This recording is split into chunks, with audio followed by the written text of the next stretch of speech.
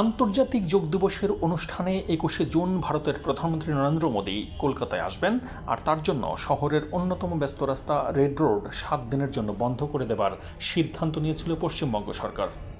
তবে এই সিদ্ধান্তকে চ্যালেঞ্জ জানিয়ে কলকাতা হাইকোর্টে মামলা করেন কয়েকজন পিটিশনার। আদালত সরকারের সিদ্ধান্তে হস্তক্ষেপ না করলেও বৃহস্পতিবার নির্দেশ দিয়েছে অনুষ্ঠান শেষ হতে না হতেই রাস্তা খুলে দিতে হবে।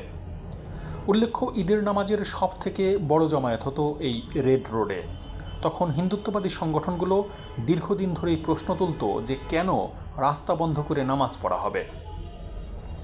গত মাসে বিজেপি সরকার আসার পর ঈদের নামাজের জমায়েত রেড রোডের বদলে পার্শ্ববর্তী ব্রিগেড প্যারেড ময়দানে সরিয়ে নেওয়া হয়েছে।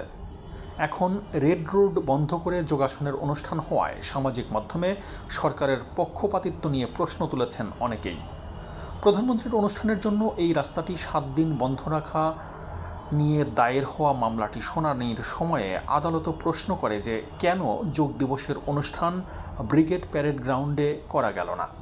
তবে প্রশ্ন তুললেও শেষমেশ রাস্তা বন্ধের সিদ্ধান্তের উপর কোনো প্রকার স্থগিতাদেশ দেয়নি কলকাতার হাইকোর্ট।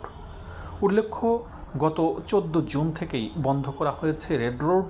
এই ব্লকে চলবে আগামী ২১শে জুন পর্যন্ত। অনুষ্ঠান চলাকালীন বিকল্প রাস্তা ব্যবহার সুনিশ্চিত করতেও নির্দেশ দেওয়া হয়েছে হাইকোর্টের পক্ষ থেকে।